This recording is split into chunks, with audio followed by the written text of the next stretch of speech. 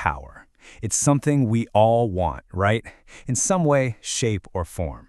But what's the real price? I'm not talking about money. I'm talking about something way more valuable. Yourself. Today, we're going to look at those dangerous bargains we make with the darkness, and what happens when the bill finally comes due. So let's start with a little thought experiment. Just imagine for a second, a shadow living inside of you that you know deep down isn't yours. An impulse, maybe a voice, and it's whispering these incredible promises, offering you the easy way out of all your pain. The real question is, would you listen? You know, it always seems to begin in the same place, that quiet, lonely corner of the heart, where we're at our most vulnerable. And that's exactly when the most dangerous kinds of offers tend to show up. I want you to meet Arav. This kid wasn't just lonely. He was basically invisible. He lived his life in total silence, just watching everyone else connect and laugh and live their lives while he was stuck on the outside looking in. And that deep, profound isolation, well, that became the perfect crack for something truly awful to slip through. What's so fascinating is how this vulnerability can look completely different from person to person. For Arav, it was this deep, painful ache for respect. But at the same time, miles and miles away, a young girl named Sugandha felt a totally different kind of pull. For her, it was just curiosity, a pull towards the shimmering, forbidden water of a river she'd been warned to stay away from. You see, two different people, two totally different desires, but both of them are walking straight towards the exact same cliff edge. And then, the offer comes. For Arav, it's a whisper in the dead of night, a voice that seems to understand his deepest, most secret pain. And it's not offering him friendship. No, it's offering something way more intoxicating. Power, respect, control. For a boy who has absolutely none of those things, it is the single most tempting promise in the entire world. Accepting the offer, that's the easy part. The real story, the one that matters, begins when it's time to pay up. And let me tell you, the price is always steeper than you could ever imagine. A simple nod, a whispered, "I accept." That's it. That's all it takes. For Arav, it's a choice born out of pure desperation and pain.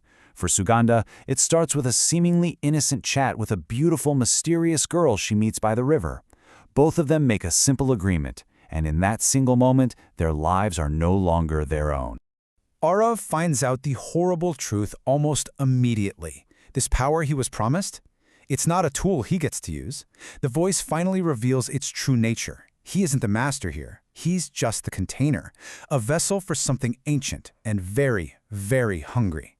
He's trapped inside his own body, a terrified passenger watching a new driver take the wheel.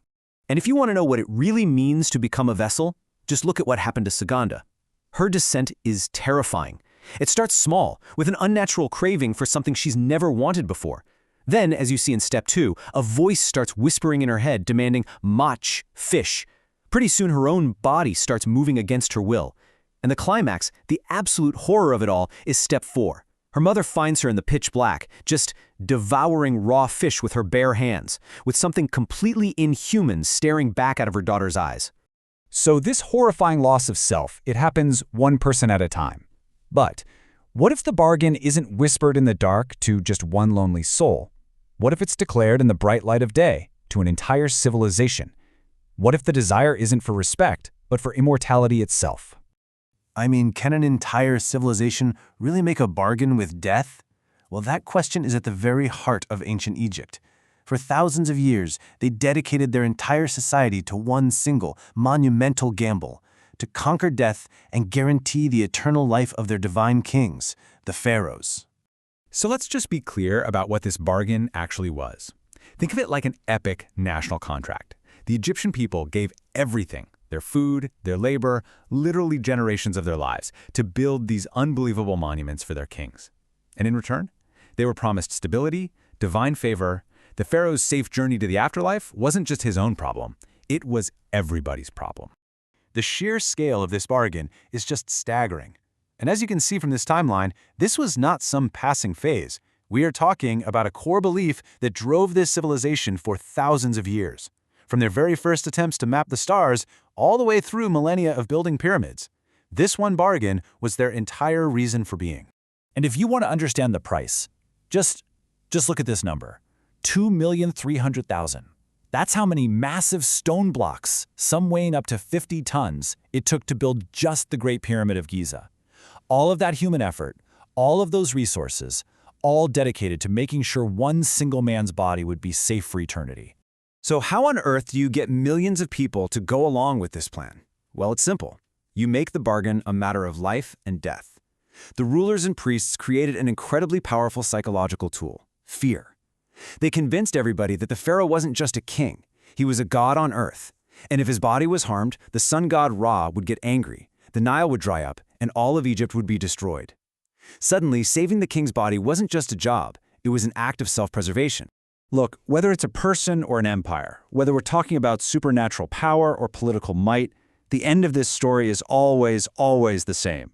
The power that you bargain for, the power you can't really control, it always consumes you in the end.